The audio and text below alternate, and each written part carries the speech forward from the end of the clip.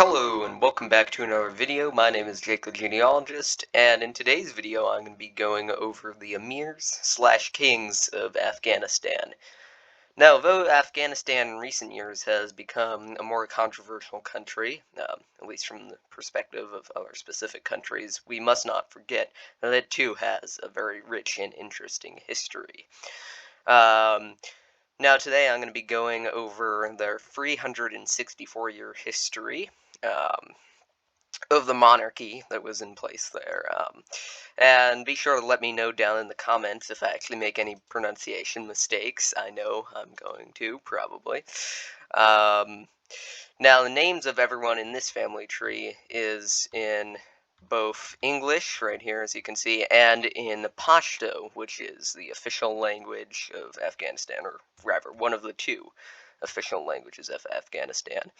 But anyways, Afghanistan was really founded over here in 1709 by this guy right here, Emirs Hotak, the founder of the Hotak Empire, who actually assassinated George XI of Georgia, from a previous video, by the way, to claim the region now known as Afghanistan as his own. Now, fun fact, a little bit of a side tangent, his mother, Nazo Tohi, I hope I pronounced that right, was actually a famous poetess and writer. Now, he didn't last too long on the throne before dying, and he was succeeded by his brother, Abdul Aziz Hotak. Now, he didn't last too long on the throne either, because after just 2 years, he was actually murdered by his nephew, Mahmud Hotak, who actually took the throne once again. And then 8 years later, his cousin, Ashraf, right here, then murdered him to take the throne.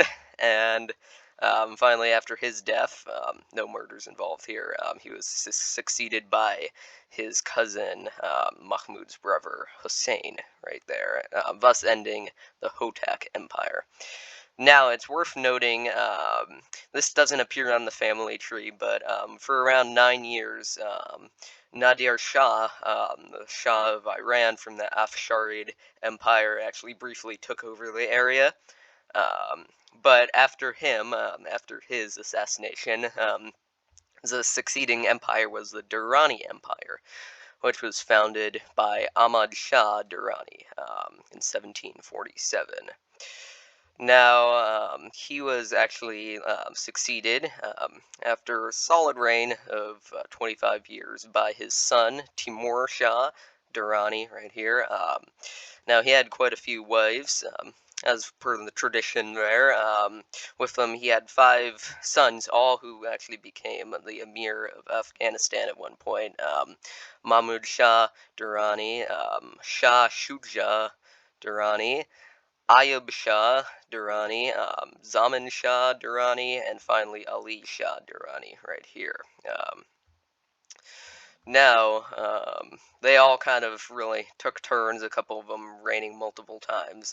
Shah Shuja Durrani, in fact, actually reigned a little bit after the end of the Durrani Empire. It actually got a little bit of a revival for 3 years, but then it disappeared again.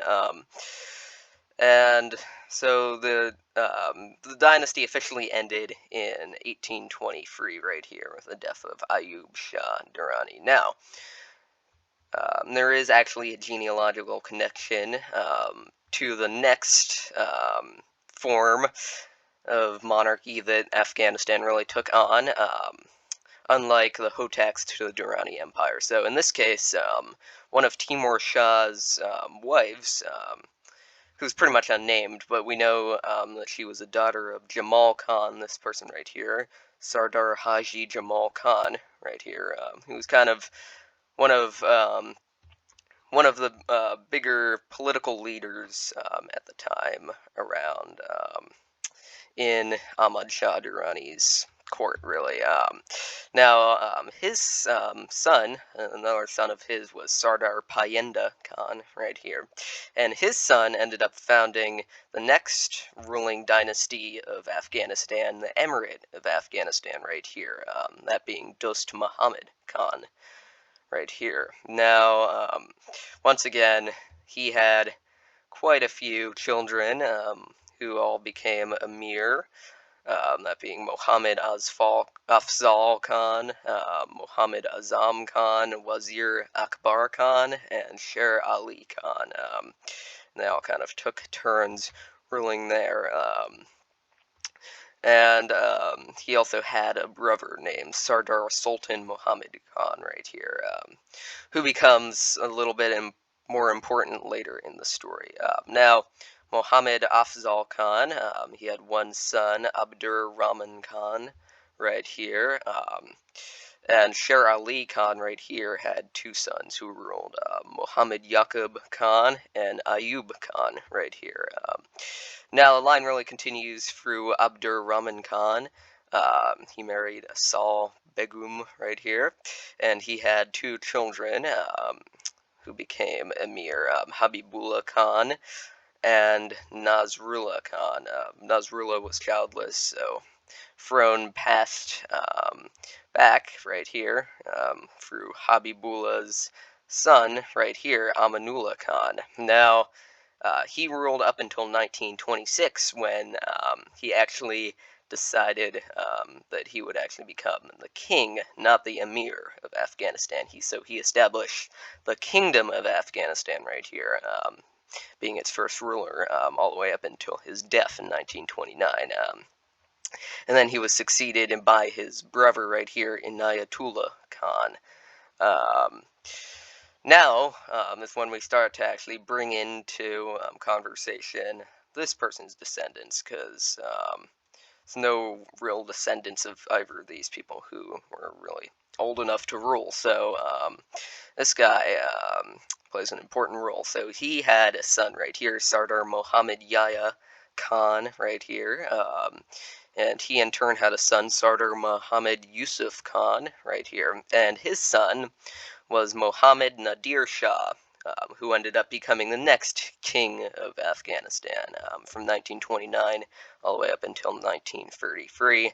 And he was succeeded by the very last king of Afghanistan, the very last monarch of Afghanistan, Mohammed Zahir Shah, right here, who ruled for 40 years up until 1973 when the monarchy was actually overthrown in the bloodless 1973 Afghan coup d'etat by Mohammed Zahir Shah's brother-in-law, in fact, Mohammed Daoud Khan. Um, his his overthrow actually occurred in 1978, which really kind of plunged Afghanistan into really the constant warfare it's been experiencing for like the last 42, 43 years. Now what I want to talk about is the two real pretenders to the throne of Afghanistan, that being the crown prince right here, Prince Ahmad Shah Khan, still alive at 86 years old, and Princess India right here, who's still alive at 91 years old. Now I just want to mention these little maps over here. So for each of these really major empires, you can see a little map of their territory. They kind of gradually lost territory over time until they really morphed into really the modern day borders of Afghanistan. And the other thing I wanted to mention is the flag of the Hotak Empire, which I just love. It's literally black. Just black, like that.